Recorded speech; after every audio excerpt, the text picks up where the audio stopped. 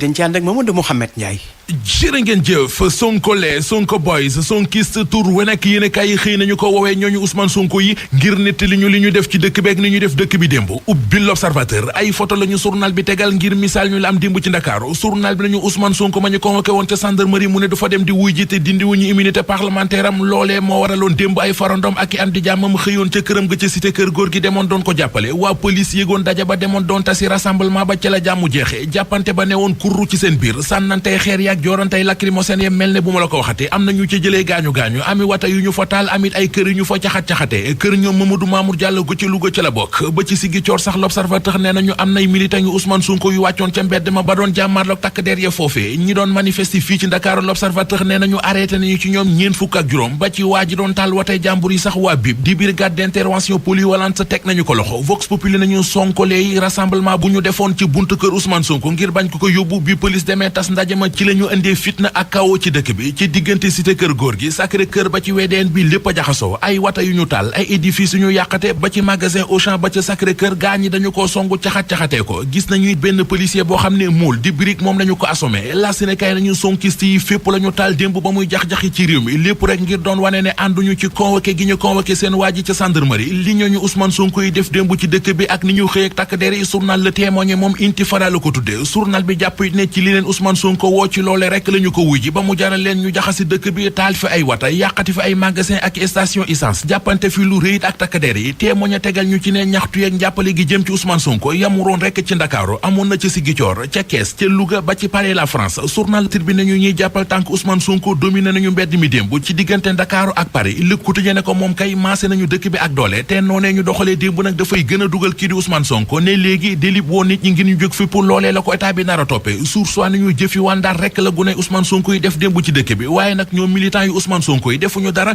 lu dul li leen seen leader sant te démb ci seen manifester ga dañoo meloon nañu sëngili li réewum France am ci réew mi ne li ñu fi yàq mu di station Total ba ca Liberté 6 ak ba ca Xaar Yàlla yàqate nañu it magasin Auchan ba ca Sacré-Cœur Sud Quotidien bind ne seen waa ji ñuy tuumal mbiri viol ci benn maasekat bu jigéen tax ñu wolu ko ci gendarmerie loolee la ñu doon bañ taxoon ñu takku taxaw ngir tubayul ko enquête dina kay xamal ñu ne ay militant ak i sympathisant ñoo daje woon ca buntu kër Ousmane Sonko ga ca cité kër góor gi policier ak rassemblement ba dem fa di ko tas yi fa la fitna ja tàmbale yéenekaay bi xamal nañu ne ci fan yi di ñëw procureur de la République di Serigne Bassirou Gueye dina génn wax ci li xew mu di mbirum Ousmane Sonko ak Adji Sarr journalisé ko nee nañu enquête kat ya ca ne woon doon enquête noppi nañu ci seen enquête ba tey ji ci la ñu fas yéene jébal dossier bi procureur de la République waaye ba léegi nag amagul kenn ku ñu ci arrêté baaboo kenn ku ñu ci déféré ba léegi it yéenekaay bi nee nañu sisir gu ñu assemblée nationale ngir lu jëm ci levée immunité parlementaire bu Ousmane Sonko waaye ak ni ñu ko journalisé ko bindalee loolee naruta yàgg Soleil national la ñu tàmbali nañu ko door nañu procédure bi jëm ci dindi immunité parlementaire di mbalaanum kiir lay gi Ousmane Sonko amee ci assemblée nationale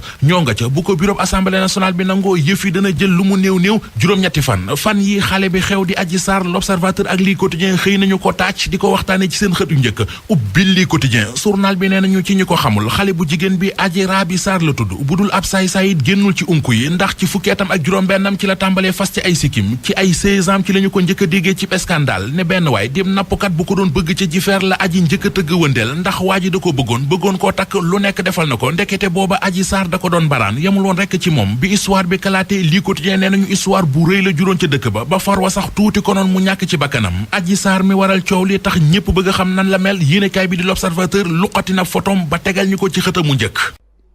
www.senegal7.com, le roi de l'information en temps réel. Suivez-nous sur YouTube, Facebook et Instagram. Téléchargez l'appli Sénégal 7 sur Apple Store et Play Store. Sénégal 7, le roi de l'information en temps réel.